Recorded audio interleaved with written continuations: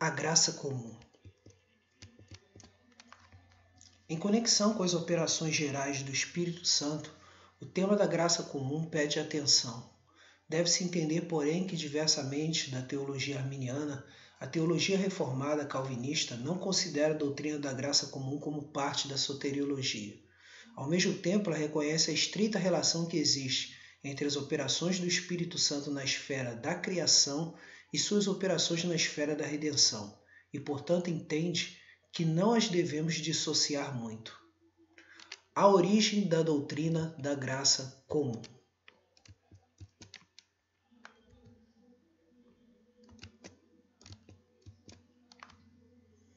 O problema de que trata.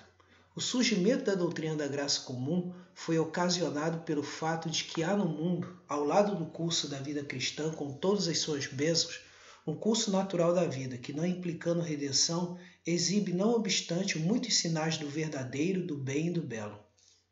Foi levantada a questão múltipla. Como podemos explicar a vida relativamente ordenada que há no mundo, se sabemos que o mundo inteiro jaz sob a maldição do pecado? Como é que a terá dá fruto precioso e abundante, em vez de só produzir espinhos e abrolhos?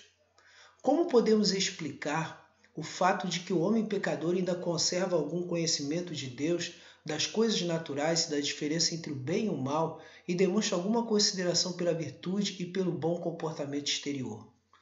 Que explicação se pode dar dos dons e talentos especiais que o homem natural é dotado e do desenvolvimento da ciência e da arte por gente totalmente vazia da nova vida que há em Cristo Jesus? Como podemos explicar as aspirações religiosas dos homens de toda parte, até de pessoas que não tiveram contato com a religião cristã? Como é que os não regenerados ainda podem falar a verdade, fazer o bem aos outros e levar vidas exteriormente virtuosas? Estas são algumas indagações da graça comum procura responder. 2. A atitude de Agostinho face a este problema.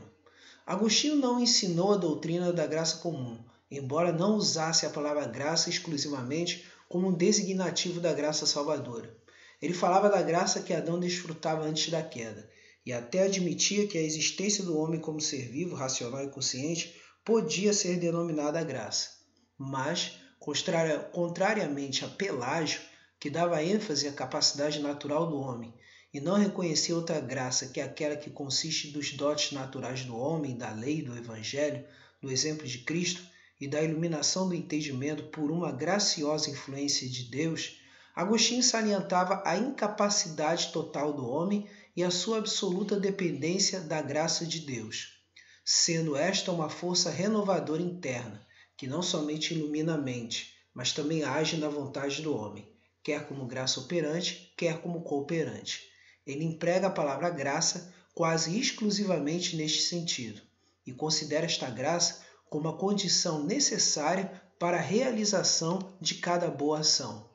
Quando os pelagianos apontavam para as virtudes dos pagãos que meramente pelo poder da liberdade inata, muitas vezes eram misericordiosos, discretos, castos, moderados, ele respondia que estas virtudes assim chamadas eram pecados porque não provinham da fé. Ele admitia que os pagãos podem praticar certos atos que são bons em si mesmos e que numa perspectiva inferior são até louváveis, mas julgava que estes atos, como atos de pessoas não regeneradas, são pecados, porque não brotam da motivação do amor a Deus ou da fé, e não correspondem ao propósito certo, a glória de Deus. Ele negava que tais ações são fruto de qualquer bondade natural do homem. Terceiro, o conceito que se desenvolveu durante a Idade Média. Durante a Idade Média, a antítese de pecado e graça deu lugar à de natureza e graça. Esta se baseava noutra antítese que desempenhou importante papel na teologia católica romana, a saber, a do natural e a do sobrenatural. No estado de integridade, o homem estava revestido do dom sobrenatural da justiça original, que servia de freio para manter sob controle a natureza inferior. Como resultado da queda, o homem perdeu este dom natural, mas a sua verdadeira natureza permaneceu ou foi apenas ligeiramente afetada. Desenvolveu-se uma inclinação pecaminosa, mas isto não impediu o homem de produzir muita coisa verdadeira, boa e bela. Contudo, sem a infusão da graça de Deus, isso tudo não era suficiente para dar a ninguém algum direito à vida eterna. Em conexão com a antítese do natural e o sobrenatural, a Igreja Católica Romana desenvolveu a distinção entre as virtudes morais da humildade, da obediência, da mansidão, da generosidade, da temperança, da castidade e da inteligência e da diligência no que é bom, virtudes que os homens podem conseguir por seus próprios esforços e com a oportuna ajuda da graça divina. E as virtudes teologais da fé, da esperança e do amor, caris, infundidas no homem pela graça santificante. O anabatismo e o socianismo padecem da mesma antítese, mas com a diferença de que o primeiro exalta a graça às expensas da natureza, enquanto que a segunda exalta a natureza às expensas da graça. Quarto, posição dos reformadores e da teologia reformada calvinista. Sobre este, como outros pontos doutrinários, Lutero não se livrou inteiramente do fermento católico romano. Apesar de ter retornado à antítese agostiniana de pecado e graça, traçou aguda distinção entre a esfera terrenal inferior e a esfera espiritual superior, e sustentava que o homem decaído é, por natureza, capaz de fazer muita coisa boa e louvável na esfera inferior ou terrena, embora seja inteiramente incapaz de fazer qualquer bem espiritual. Recorrendo a Agostinho, a Confissão de Augsburg, que a vontade do homem tem alguma liberdade de pôr em ação uma justiça civil e de escolher coisas que a razão pode alcançar, mas que não tem poder para pôr em ação a justiça de Deus. Artigo 18. O artigo contém uma citação de Agostinho que são mencionadas muitas boas obras pertencentes à vida presente e que o homem natural pode fazer. Zwinglio entendia o pecado como corrupção e não como culpa, e consequentemente considerava a graça de Deus como santificante e não como graça perdoadora. Essa influência santificante, que em certa medida penetrava até mesmo no mundo gentílico, explica o que há de verdadeiro, bom e belo neste mundo. Calvino não concordava com a posição de Lutero, nem com a de Zwinglio. Ele sustentava firmemente que o homem natural não pode por si mesmo fazer nenhuma obra boa, e insistia vigorosamente na natureza particular da graça salvadora. Ao lado da doutrina da graça particular, ele desenvolveu a doutrina da graça comum. Esta graça é comunal, não perdoa nem purifica a natureza humana, e não efetua a salvação dos pecadores. Ela reprime o poder destrutivo do pecado, mantém em certa medida a ordem moral do universo, possibilitando assim uma vida ordenada. Distribui em vários graus dons e talentos entre os homens. Promove o desenvolvimento da ciência e da arte e derrama incontáveis bênçãos sobre os filhos dos homens. Desde os dias de Calvino, a doutrina da graça comum é geralmente aceita na teologia reformada, calvinista, embora encontrando ocasional oposição. Durante longo tempo, porém, pouco foi feito para desenvolver a doutrina. Deve-se isto, com toda a probabilidade, ao fato de que o surgimento e predomínio do racionalismo tornou necessário dar toda a ênfase à graça especial. Até o presente, Kuyper e Bavinck fizeram mais que ninguém pelo desenvolvimento da doutrina da graça comum.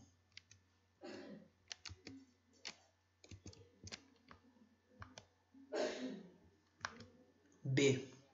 Nome e conceito de graça comum. 1. O nome. O nome graça comum, como designativo da graça, ora em discussão, não se pode dizer que deve a Calvino a sua origem. Diz o Dr. H. Kuyper, em sua obra sobre Calvino, sobre a graça comum, Calvin on Common Grace, que encontrou 4 trechos das obras de Calvino em que o adjetivo comum é empregado junto com o substantivo graça, e em 2 delas o reformador está falando da graça salvadora, conforme página 178. Na teologia reformada posterior, porém, o nome gratia communis entrou em uso geral para expressar a ideia de que esta graça se estende a todos os homens, em contraste com a gratia particularis, que se limita a uma parte da humanidade, a saber, os eleitos. No transcurso do tempo ficou evidente que o termo communis permitia várias interpretações. Na teologia holandesa, ele é frequentemente considerado como equivalente a geral, e como resultado veio a ser costumeiro falar em graça geral, algemene genade, na Holanda.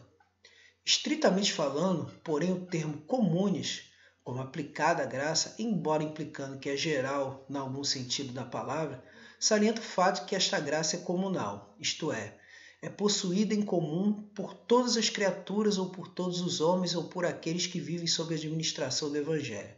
Pelo que o Dr. H. Kuyper classifica a graça comum da qual fala Calvino sob 3 títulos, quais sejam 1. Graça comum universal, que se estende a todas as criaturas. 2. Graça comum geral, que se aplica à comunidade em geral e a cada membro da raça humana. 3. Graça comum pactual, comum aos que vivem na esfera da aliança, pertence aos eleitos ou não.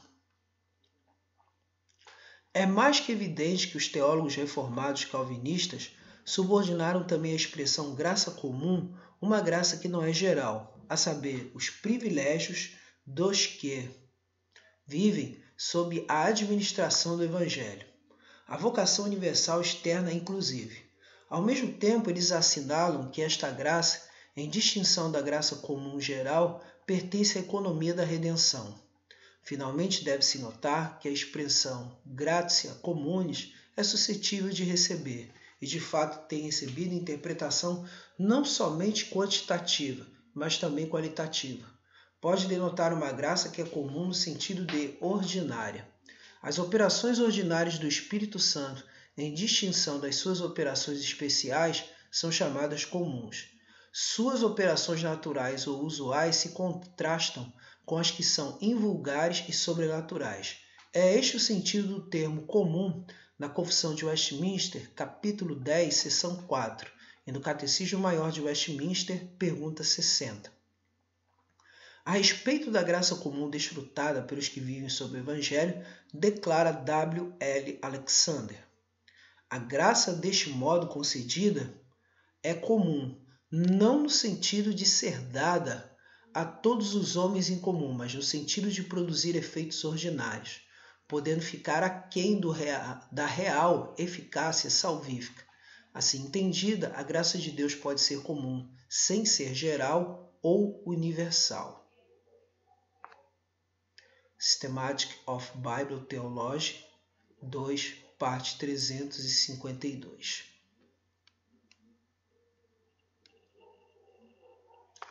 2. Conceito. A distinção entre a graça comum e a graça especial não se aplica à graça como atributo de Deus. Não há 2 espécies de graça em Deus, mas somente uma. É a perfeição de Deus em virtude da qual ele mostra imerecido favor ao homem, favor de que este fora privado com justiça. Contudo, esta graça específica de Deus se manifesta em diferentes dons e operações. Sua mais rica manifestação se vê naquelas grandiosas operações que visam a remoção da culpa, da corrupção e da punição do pecado, e a salvação última dos pecadores e redunda nessas bênçãos. Mas se bem que este é o coroamento da obra da graça de Deus, não é sua única manifestação. Ela aparece também nas bênçãos naturais que Deus derrama sobre o homem na presente vida, apesar do fato de que o homem perdeu o direito a elas e se acha sob sentença de morte. A obra da graça divina se vê em tudo que Deus faz para restringir a devastadora influência e desenvolvimento do pecado no mundo, e para manter, enriquecer e desenvolver a vida da humanidade em geral e dos indivíduos componentes da raça humana. Deve-se ressaltar que estas bênçãos são manifestações da graça de Deus ao homem em geral. Alguns preferem dizer que elas são expressões da sua bondade, benignidade, benevolência, misericórdia ou longanimidade. Mas eles parecem esquecer que Deus não poderia ser bondoso, benigno ou benevolente para com o pecador, a menos que primeiramente fosse gracioso. deve-se ter em mente, porém, que a expressão gratia communis, embora designando geralmente uma graça que é comum à humanidade toda, é também empregada para indicar uma graça que é comum aos eleitos e aos não eleitos que vivem sob o Evangelho, que inclui bênçãos como o chamamento externo do Evangelho, que é feito igualmente a ambos os grupos, e aquela iluminação interna e aqueles dons do Espírito, a respeito dos quais temos em Hebreus, capítulo 6, versículos 4 a 6. Entende-se, porém, que estes privilégios só podem ser chamados comuns no sentido que são usufruídos pelos eleitos e pelo réprobo indiscriminadamente, e de que não constituem graça especial no sentido de graça salvadora. Em distinção das manifestações mais gerais da graça comum, esses privilégios não constituam parte da graça de Deus que leva necessariamente à salvação. São, não obstante, relacionados com o processo soteriológico. Às vezes recebem o nome de especiais, mas nesse sentido especiais não equivale a salvadores. Em geral, se pode dizer que quando falamos de graça comum, temos em mente ou as operações gerais do Espírito Santo pelas quais ele, sem renovar o coração, exerce tal influência sobre o homem por meio da sua revelação geral ou especial que o pecado sofre restrição, a ordem é mantida na vida social e a justiça civil é promovida. Ou B. As bênçãos gerais como a chuva e o sol, a água e alimento, roupa e abrigo que Deus dá a todos os homens indiscriminadamente, onde e quanto lhe parece bom fazê-lo. Devemos notar os seguintes pontos de distinção entre a graça especial no sentido de graça salvadora e a graça comum. A. A extensão da graça especial é determinada pelo decreto da eleição. Esta graça limita-se aos eleitos, ao passo que a graça comum não sofre esta limitação, mas é outorgada indiscriminadamente a todos os homens. O decreto da eleição e da reprovação não tem influência determinante sobre ela. Nem sequer se pode dizer que os eleitos recebem maior proporção da graça comum do que os não eleitos. É matéria de conhecimento geral e muitas vezes se observou que com frequência os ímpios possuem maior medida da graça comum e têm maior participação nas bênçãos naturais do que os justos. B. A graça especial remove a culpa e a penalidade do pecado, muda a vida interior do homem e gradativamente o purifica da corrupção do pecado pela operação sobrenatural do Espírito Santo. Sua atividade invariavelmente redunda na salvação do pecador. Por outro lado, a graça comum jamais remove a culpa do pecado, não renova a natureza humana, mas apenas tem um efeito restringente sobre a influência corruptora do pecado e, em certa medida, suaviza os seus resultados. Não efetua a salvação do pecador, embora em algumas das suas formas, vocação externa e iluminação moral, esteja estritamente relacionada com a economia da redenção e tenha uma aparência soteriológica. C. A graça especial é irresistível. Não significa que seja uma força determinista a compelir o homem a crer contra a sua vontade, mas significa que pela mudança do coração do homem torna-o perfeitamente desejoso de aceitar a Jesus Cristo para a salvação e de prestar obediência à vontade de Deus. A graça comum é irresistível e, de fato, sempre sofre maior ou menor resistência. Paulo mostra em Romanos 1 e 2 que os gentios, nem os judeus, viviam à altura da luz que possuíam. Diz Shedd, na graça comum, o chamamento para crer e arrepender-se é invariavelmente ineficaz, porque o homem é avesso à fé e ao arrependimento, e está na escravidão do pecado. Ela é ineficaz para a salvação porque não transforma o coração. D. A graça especial age de maneira espiritual e recriadora, renovando completamente a natureza do homem e assim tornando o homem capaz e desejoso de aceitar a oferta da salvação em Jesus Cristo e de produzir frutos especiais. A graça comum, ao contrário, opera somente de modo racional e moral, tornando o homem de maneira geral receptivo ante a verdade, apresentando motivos à vontade e apelando para os desejos naturais do homem. Isto equivale a dizer que a graça especial salvadora é imediata e sobrenatural, visto que é produzida na alma pela energia imediata do Espírito Santo, enquanto que a graça comum é imediata, uma vez que é produto da operação imediata do Espírito Santo mediante a verdade da revelação geral ou especial e mediante a persuasão moral. Deve-se distinguir cuidadosamente entre esta concepção da graça comum e a dos arminianos, que considera a graça comum com um dos pontos da Ordo Salutis e lhe atribuem significação salvadora. Eles afirmam que, em virtude da graça comum de Deus, um homem não regenerado é perfeitamente capaz de praticar o bem espiritual, em certa medida de converter-se a Deus com arrependimento e fé, e assim de aceitar a Jesus para a salvação. Vão mais longe até e sustentam que, pela iluminação da mente e pela influência persuasiva da verdade, a graça comum incita o pecador a aceitar a Jesus Cristo e a converter-se a Deus com arrependimento e fé. E certamente atingirá este objetivo, a menos que o pecador resista obstinadamente à operação do Espírito Santo.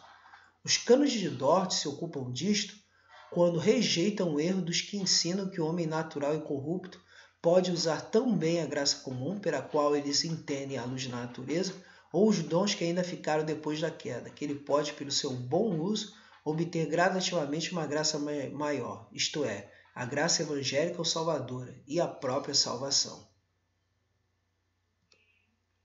Capítulo 3 e 4, Rejeição de erros, 5, Cânones de Dort.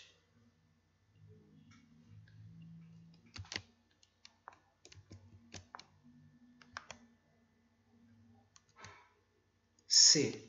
A graça comum e a obra expiatória de Cristo.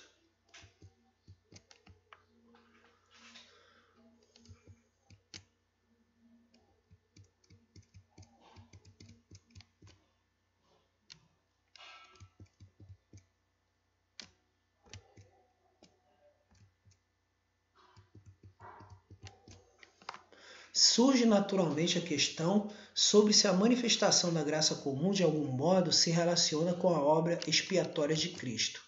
Quanto sabemos, o Dr. Kuyper não defende tal relação. Segundo ele, Cristo, como mediador da criação, a luz que ilumina todo homem vindo ao mundo, é a fonte da graça comum. Quer dizer que as bênçãos da graça comum dimanam da obra da criação. Mas isso não basta para responder a questão sobre como se explica que um Deus santo e justo estende a sua graça a pecadores que perderam todo e qualquer direito. Ele concede favores, mesmo quando não compartilha a justiça de Cristo e se revela final e definitivamente impenitente. A questão é, como pode Deus continuar concedendo as bênçãos da criação a homens que estão sob sentença de morte e condenação? No que se refere aos eleitos, esta questão é respondida pela cruz de Cristo. Mas e quanto aos réprobos? Talvez possa dizer que não é necessário supor uma base judicial específica para a concessão da graça comum ao homem, tendo-se em conta que ela não remove a culpa do pecado e, portanto, não traz perdão. E B. Não suspende a sentença de condenação, mas unicamente adia sua execução. Talvez o fato de que o beneplácito divino susteve a manifestação da sua ira e suportou com muita longanimidade os vasos de ira, preparados para a perdição em Romanos 9, versículo 22. Ofereça suficiente explicação das bênçãos da graça comum. Geralmente, os teólogos reformados calvinistas hesitam em dizer que com o seu sangue expiatório, Cristo mereceu estas bênçãos para os impenitentes e réprobos. Ao mesmo tempo, eles creem que importantes benefícios naturais se acumulam para toda a raça humana, provenientes da morte de Cristo, e que os incrédulos e impenitentes e os réprobos também participam destes benefícios. Em toda a transação pactual registrada na Escritura, se vê que a aliança da graça traz não somente bênçãos espirituais, mas também materiais. E essas bênçãos materiais são de tal natureza que delas participam também os descrentes. Diz Cunningham. Muitas bênçãos fluem para a humanidade em geral provindas da morte de Cristo, colateral e acidentalmente, em consequência da relação em que os homens coletivamente considerados vivem uns com os outros.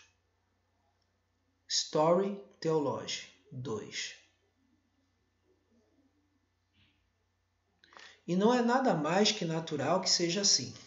Se Cristo devia salvar uma raça eleita, paulatinamente chama do mundo da humanidade, no transcurso dos séculos, Era necessário que Deus exercesse paciência, detivesse o curso do mal, promovesse o desenvolvimento das faculdades naturais do homem, mantivesse vivo nos corações dos homens o desejo de manter a justiça civil, a moralidade exterior e a boa ordem na sociedade, e derramasse incontáveis bênçãos sobre a humanidade geral. O Dr. Rod o expressa dessa maneira. É evidente que qualquer plano destinado a garantir a salvação a uma parte eleita de uma raça que se propaga por geração e vê-se em associação, como é o caso da humanidade, não pode garantir o seu objetivo sem afetar grandemente para melhor ou para pior o caráter e o destino de todos os demais membros não eleitos da raça.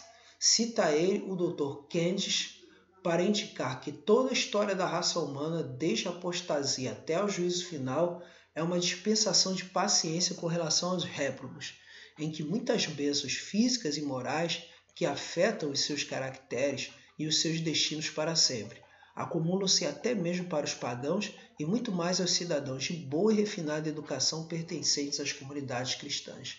Estas lhes advêm através da mediação de Cristo, e vindo a eles agora só podem ter-lhes sido destinadas desde o princípio. 2. The Atonement, páginas 358 e 359. Estas bênçãos gerais da humanidade que resultam indiretamente da obra expiatória de Cristo foram não somente previstas por Deus, mas também designadas por Ele como bênçãos para todos os envolvidos.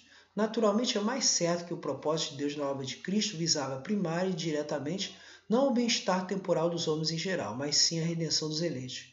Mas secundária e indiretamente incluía todas as bênçãos naturais concedidas indiscriminadamente à humanidade. Tudo que o homem natural recebe, fora a maldição e a morte, é resultado indireto da obra redentora de Cristo. Conforme Turretino, Opera Locus 14, pergunta 14, parte 11, Vitícius de Verbonder, B2, capítulo 9, seção 4, Cunningham, Story of Theology, página 332, Simenton, Atonement and Intercession, página 255, Bavinck, Reformed Dogmatic 3, página 535, Gerhard Voss, Dogmática 3, página 150.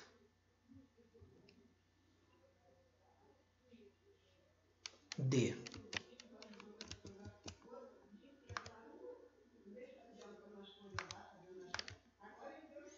A relação entre a graça especial e a graça comum. Várias questões podem ser levantadas a respeito desta relação, das quais as seguintes são algumas das mais importantes. 1. A graça especial e a graça comum diferem essencialmente, ou somente no decreto.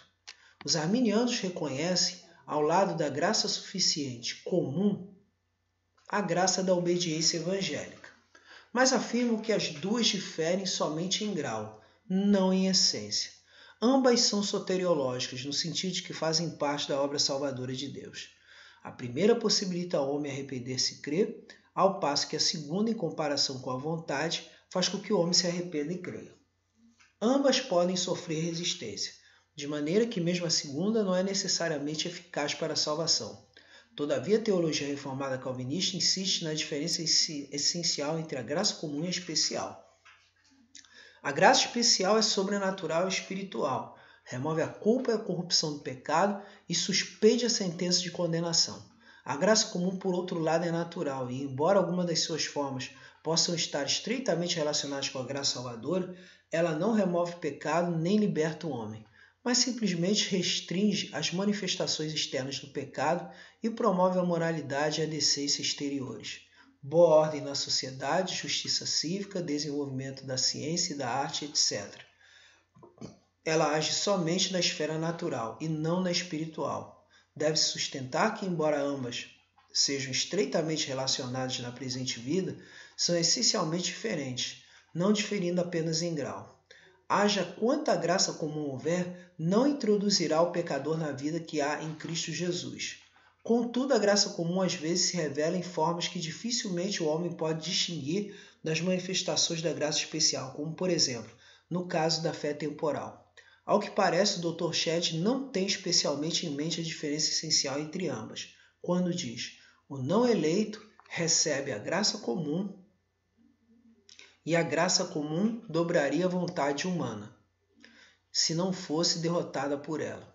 Se o pecador não fizesse oposição hostil, a graça comum seria equivalente à graça especial. Numa nota ele acrescenta, dizer que a graça comum, se não sofresse resistência do pecador, seria equivalente à graça regeneradora. Não é o mesmo que dizer que a graça comum, se ajudada pelo pecador, seria equivalente à graça regeneradora. No primeiro caso, Deus seria o único autor da regeneração. No segundo, não seria. Dogmatic Theologic 2, página 483. Isto faz lembrar a teologia luterana, mas não está inteiramente claro o que o autor quer dizer, pois noutro lugar ele atribui também a não resistência do pecador à operação do Espírito Santo. Calvinism Pure and Mixed, página 101. 2. Qual das duas é a primeira, a graça comum ou a graça especial? A esta questão deve-se responder que, no sentido temporal, não se pode dizer que qualquer delas tenha prioridade sobre a outra. O capítulo 3 de Gênesis revela claramente que ambas entraram em ação imediatamente após a queda.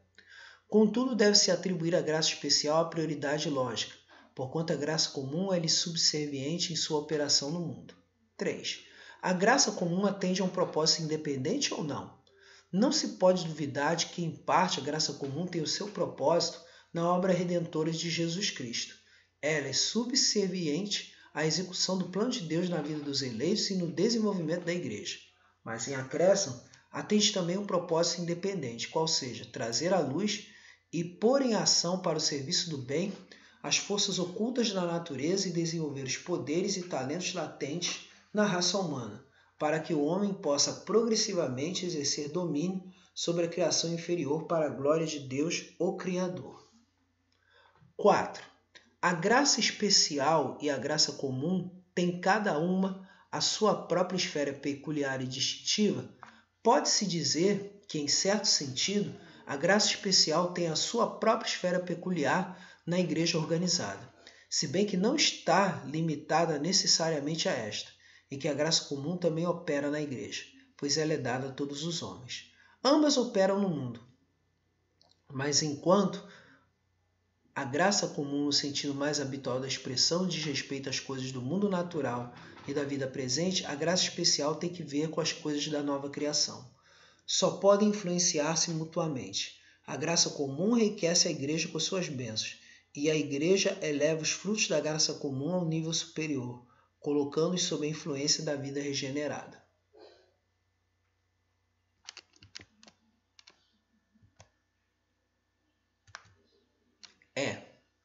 Meios pelos quais opera a graça comum.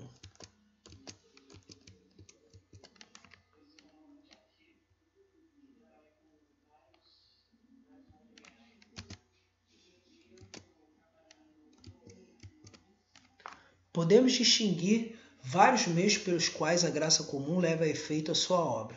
Calvino sugere alguns deles, quando, ao falar da influência restringente da graça comum, diz: daí por mais que os homens disfarcem a sua impureza, alguns só são impedidos de irromper em muitos tipos de iniquidade pela vergonha, outros pelo temor das leis. Alguns aspiram a uma vida honesta, julgando que favorece mais aos seus interesses, enquanto outros são elevados acima da sorte vulgar, para que, pela dignidade da sua posição social, se mantenham inferiores aos seus direitos e deveres. Assim, Deus, por sua providência, refreia a perversidade da natureza, impedindo-a de entrar em ação, mas sem torná-la interiormente pura. Os seguintes são alguns dos mais importantes meios pelos quais a graça comum realiza a sua obra. 1. A luz da revelação de Deus.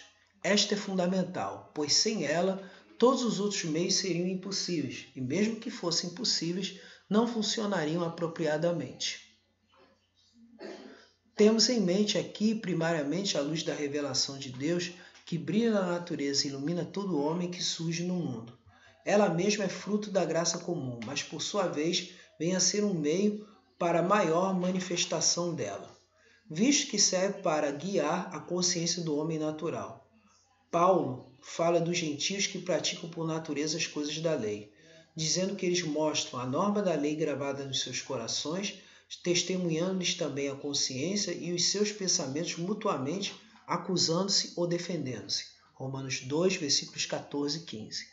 Comentando esta passagem, diz Calvino que esses gentios provam que há impressa em seus corações uma capacidade de discriminação e de julgamento com que eles distinguem entre o que é justo e o que é injusto, entre o que é honesto e o que é desonesto. Então aqui temos comentário de Romanos in loco. Então podemos ver aqui. Acresce, contudo, que se pode dizer que a graça comum, no sentido mais restrito, opera também na luz da revelação especial de Deus, que não é fruto da graça comum, mas sim da graça especial. Governos. Destes se pode dizer que são fruto e meio da graça comum.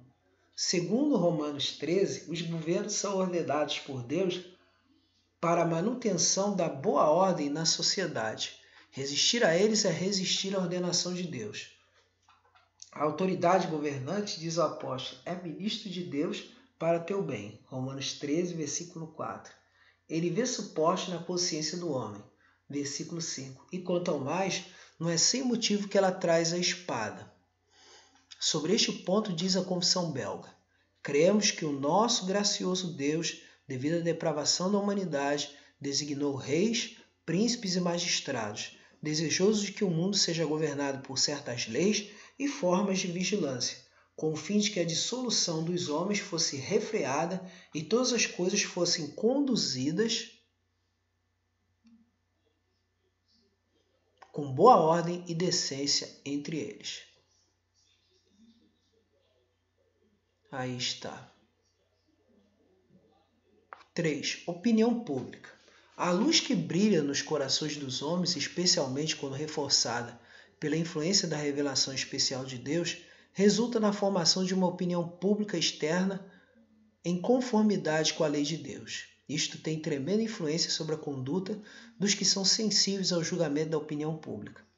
Naturalmente, a opinião pública só será um meio da graça comum quando formada sob a influência da revelação de Deus. Se não for dirigida pela consciência, agindo em harmonia com a luz da natureza ou pela palavra de Deus, será uma poderosa influência para o mal.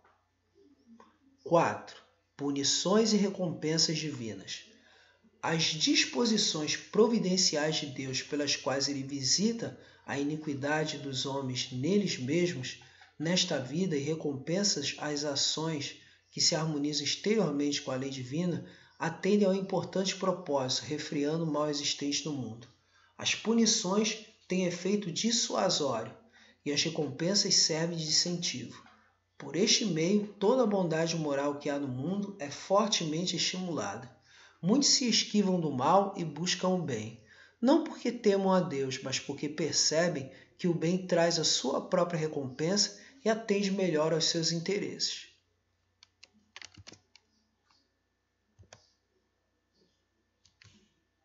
F. Frutos da graça comum. Na seção anterior, já indicamos que aquilo que nos ficou da luz da natureza só continua agindo em virtude da graça comum de Deus. Esse é um dos mais importantes frutos da graça comum, sem que alguns dos outros seriam inconcebíveis. Os seguintes frutos podem ser mencionados aqui. O primeiro é sustada a execução da sentença. Deus pronunciou a sentença de morte sobre o pecador. Falando da árvore do conhecimento do bem e do mal, disse ele: no dia que dela comeres, certamente morrerás. O homem comeu, e a sentença foi posta em execução até certo ponto, mas evidentemente não foi logo executada totalmente. É devido à graça comum que Deus não executou plenamente a sentença da morte no pecador, e não faz agora, mas mantém e prolonga a vida natural do homem e lhe dá tempo para arrependimento. Ele não dá logo fim à vida do pecador, mas lhe dá oportunidade para arrepender-se tirando isso qualquer motivo para a desculpa e justificando a vindoura manifestação da sua ira sobre os que persistirem no pecado até o fim. Que Deus age com base neste princípio evidencia-se amplamente em passagens como Isaías 48, versículo 9, Jeremias capítulo 7, versículos 23 ao 25, Lucas 13, versículos 6 ao 9, Romanos 2, 4, Romanos 9, 22, segunda Epístola de Pedro, capítulo 3, versículo 9. Segundo, restrição do pecado. Pela operação da graça comum, o pecado sofre restrição nas vidas dos indivíduos e na sociedade. Ao elemento de corrupção que entrou na vida da raça humana, não é permitido, por ora, realizar a sua obra desintegradora, diz Calvino. Mas devemos considerar que, não obstante a corrupção da nossa natureza, há algum espaço para a graça divina, graça que, sem purificá-la, pode colocá-la sob repressão interior.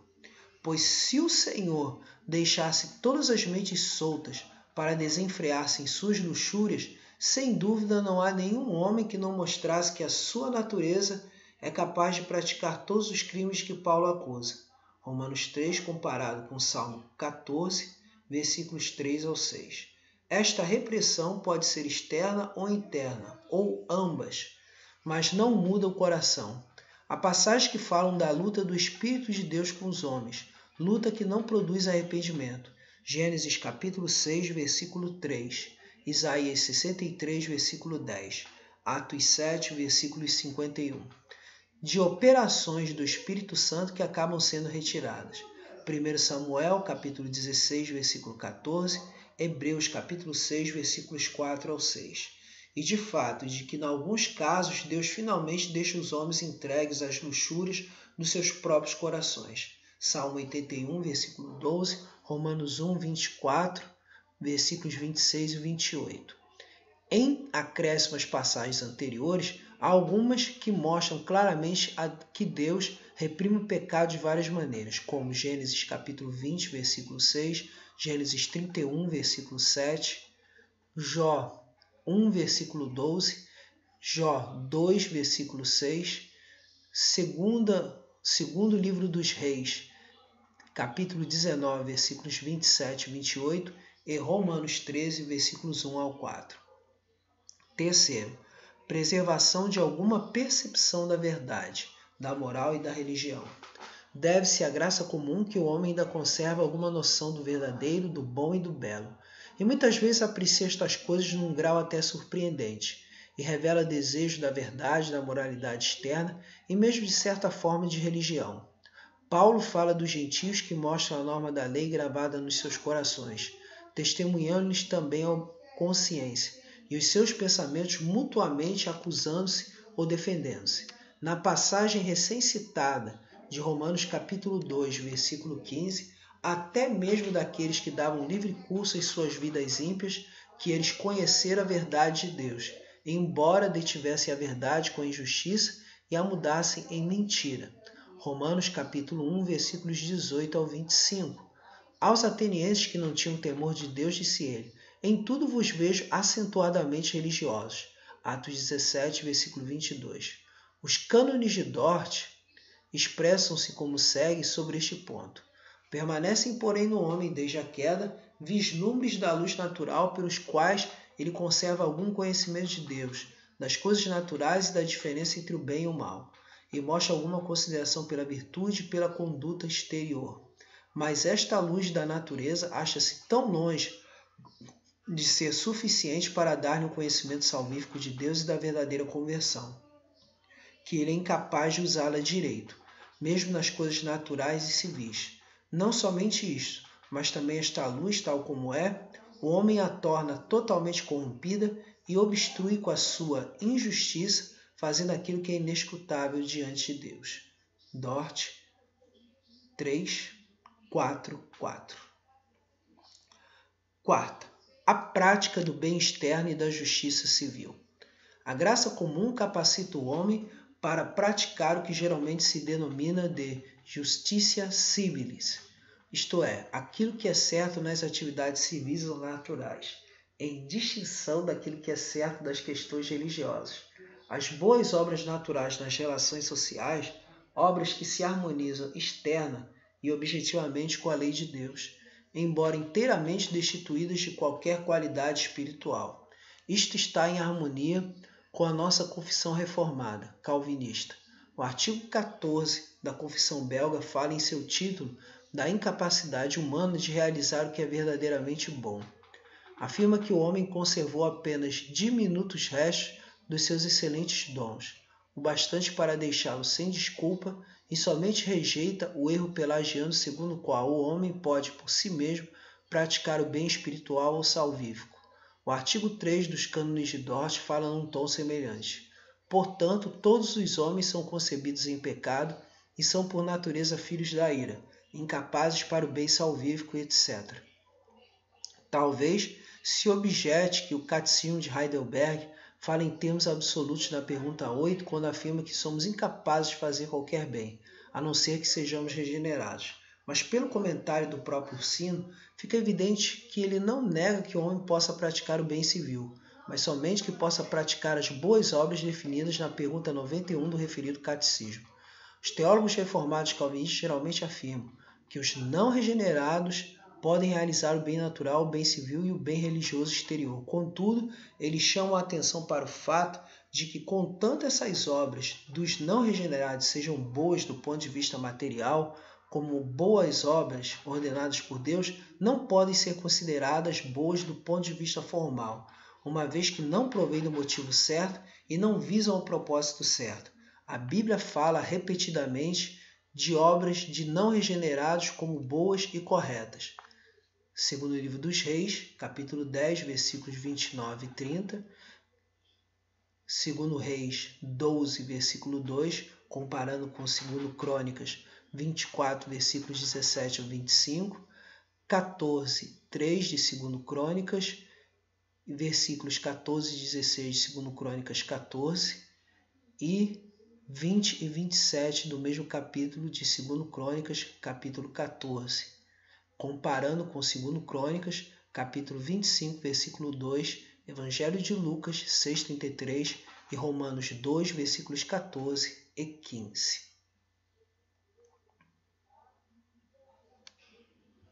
Quinto, muitas bênçãos naturais. A graça comum, o homem deve, ademais, todas as bênçãos naturais que ele recebe na presente vida. Embora tendo perdido o direito a toda e qualquer bênção de Deus, ele recebe abundantes provas da bondade de Deus dia após dia. Há várias passagens da Escritura nas quais transparece fartamente que Deus despeja muitas das suas boas dádivas sobre todos os homens indiscriminadamente, isto é, sobre bons e maus, sobre eleitos e réprobos. Passagens como Gênesis 17, 20, compare versículo 18, Gênesis 39, versículo 5, Salmo 145, versículos 9, 15 e 16, Mateus 5, 44 e 45, Lucas 6, versículos 35 e 36, Atos 14, versículos 16 e 17, Primeira Epístola de Paulo a Timóteo, capítulo 4, versículo 10. E estas dádivas são destinadas a serem bênçãos, não somente para os homens bons, mas também para os maus. À luz da Escritura, é insustentável a posição segundo a qual Deus nunca abençoa os réprobos, quando lhes concede muitas dádivas que são boas em si mesmas. Em Gênesis, capítulo 39, versículo 5, lemos que o Senhor abençoou a casa do egípcio por amor de José. A bênção do Senhor estava sobre tudo que tinha, assim em casa como no campo. E em Mateus, capítulo 5, versículos 44 e 45, Jesus exorta os seus discípulos com estas palavras: Orai pelos que vos perseguem, para que vos torneis filhos do vosso Pai Celeste. A versão utilizada pelo autor diz: abençoai os que vos amaldiçoam. Isso só pode significar uma coisa: saber que Deus também abençoa os que o amaldiçoam, conforme também Lucas, versículos 35 e 36, Romanos 2, versículo de número 4.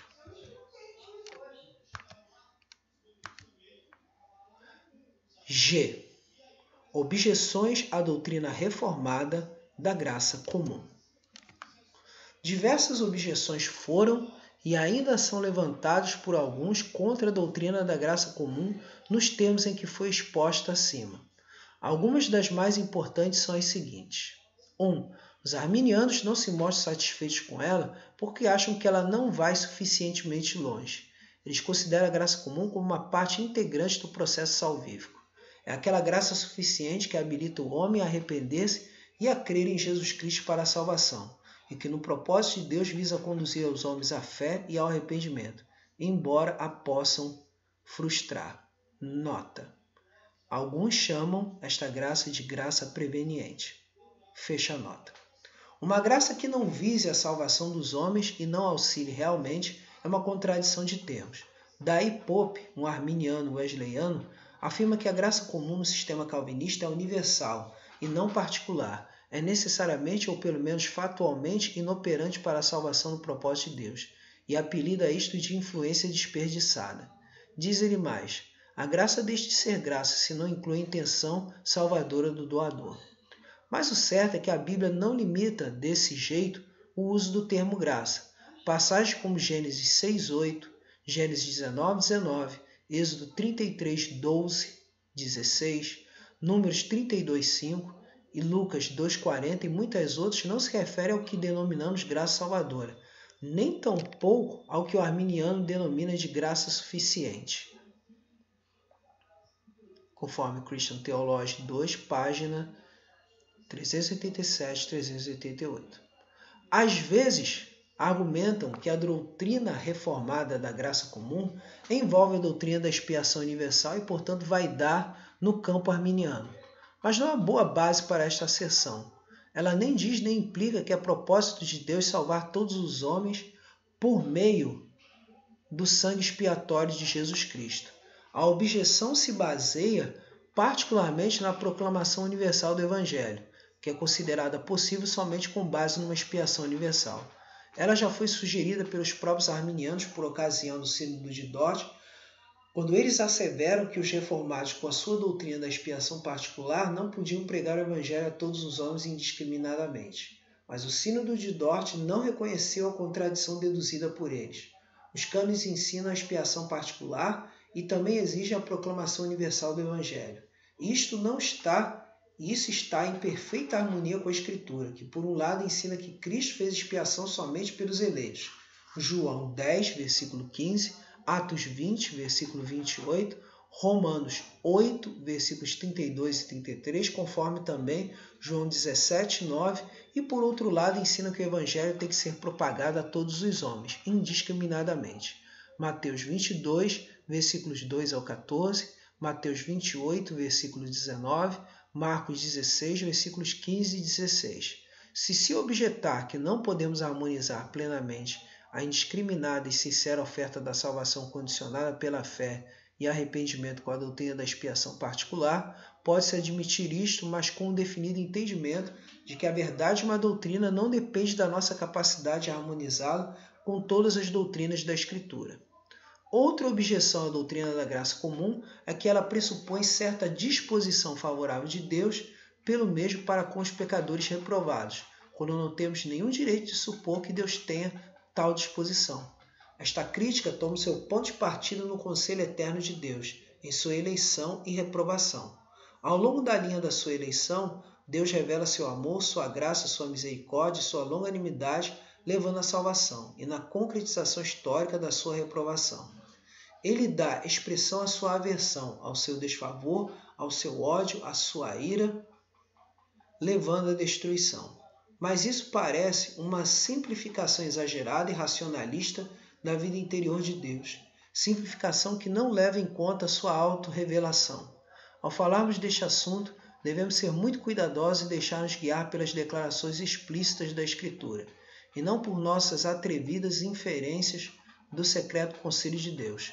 Há muito mais em Deus do que aquilo que podemos reduzir às nossas categorias lógicas.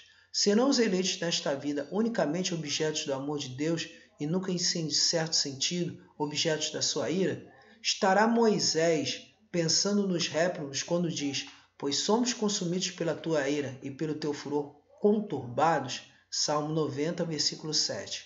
A afirmação de Jesus de que a ira de Deus permanece sobre aqueles que não obedecem ao Filho não implica que ela é retirada dos outros quando se submetem ao benigno governo de Cristo e não até quando o fizerem? João 3, versículo 36. E não diz Paulo aos crentes efésios que eles eram, por natureza, filhos da ira, como também os demais? Efésios 2, versículo 3. Evidentemente, os eleitos não podem ser considerados como sempre e exclusivamente objetos do amor de Deus. E se aqueles que são objetos do amor redentor de Deus também podem, em algum sentido, ser considerados objetos da sua ira, por que seria impossível que aqueles que são objetos da sua ira também participem, em algum sentido, do seu divino favor? Um pai que é também juiz pode desgostar-se com o filho que é trazido à sua presença como criminoso e sentir-se constrangido a puni-lo com a sua ira judicial, mas pode, apesar disso, apiedar-se dele e mostrar-lhe atos de bondade enquanto o filho está sob condenação, porque isto seria impossível em Deus. O general Washington odiou o traidor que foi levado à sua presença e o condenou à morte, mas ao mesmo tempo mostrou-lhe compaixão servindo-lhe iguarias da sua mesa. Deus não pode ter compaixão mesmo do pecador condenado e conceder-lhe favores? Não há por que ser incerta a resposta, desde que a Bíblia ensina com clareza que ele derrama incontáveis bênçãos sobre todos os homens e também indica claramente que elas são expressões de uma disposição favorável de Deus, que contudo fica muito aquém da violação positiva exercida para lhes perdoar, suspender a sentença a eles imposta e assegurar-lhes a salvação. As seguintes passagens indicam claramente aquela disposição favorável. Provérbios 1, 24, Isaías 1, 18, Ezequiel 18, 23, 32, Ezequiel 33, versículo 11, Mateus 5, 43 a 45, Mateus 23, 37, Marcos 10, versículo 21, Lucas 6, versículo 35, Romanos 2, versículo 4, 1 Timóteo, capítulo 2, versículo 4. Se tais passagens não testificam uma disposição favorável de Deus, fica parecendo que a linguagem perdeu seu sentido e que a revelação de Deus sobre este assunto não é confiável. Quarto, os anabatistas se opõem à doutrina da graça comum porque ela envolve o reconhecimento de bons elementos na ordem natural das coisas, o que é contrário à sua posição fundamental. Eles veem a criação natural com desprezo, acentuam que Adão era da terra e de terra, e só enxergavam pureza na ordem natural como tal. Cristo estabeleceu uma nova e sobrenatural ordem de coisas, e esta ordem também pertence ao homem regenerado, que não é apenas renovado, mas sim um homem inteiramente novo. Ele nada tem em comum com o mundo a seu redor, e portanto não devem tomar parte em sua vida. Nunca fazer um juramento, não participar de nenhuma guerra, não reconhecer as autoridades civis, evitar vestuário mundano e assim por diante. Para esta posição não existe nenhuma outra graça, além da graça salvadora. Este conceito foi partilhado pelo labadismo, pelo pietismo, pelos irmãos morávios e por várias seitas. A negação da graça comum por parte de Barth parece seguir estas mesmas linhas. Não é de admirar, pois, que para ele também a criaturidade, o ser criatura e a pecaminosidade sejam praticamente idênticas. Brunner dá o seguinte sumário do conceito de Barth. Decorre do reconhecimento de Cristo como a única e exclusiva graça salvadora de Deus, que não existe nenhuma graça criadora e sustentadora que esteja operando desde a criação do mundo e que se nos manifeste a manutenção do mundo, visto que neste caso deveríamos reconhecer 2 ou até 3 espécies de graça, e isso estaria em contradição com a singularidade da graça de Cristo. Semelhantemente, a nova criação não é de modo algum um cumprimento, mas exclusivamente uma substituição realizada pela aniquilação completa do que havia antes, uma substituição do velho homem pelo novo. A proposição gratia non tollit naturam sed perfit, a graça não destrói a natureza, mas a aperfeiçoa, não é verdadeira em nenhum sentido, mas é uma arquieresia total. Brunner rejeita o conceito em foco, e neste ponto está mais de acordo com o pensamento reformado. Questionário para pesquisa. 1. As palavras grega e hebraica para graça sempre indicam a graça salvadora? 2. São elas utilizadas sempre como designativos do que denominamos graça comum? 3. A doutrina da graça comum pressupõe a doutrina da expiação universal? 4. Ela implica uma negação do fato de que o homem está por natureza sujeito à ira de Deus? 5. Ela envolve uma negação da depravação total do homem e da sua incapacidade para a prática do bem espiritual? 6. O bem que o homem natural pode fazer só o é à vista do homem ou também à vista de Deus? 7. A doutrina da graça comum destrói a antítese entre o mundo e o reino de Deus? 8. Se não, como explicar isto? Teologia Sistemática de Luiz Berkoff, primeira edição, tradução Odair Olivetti, Campinas. Editora Luz para o Caminho, 1990.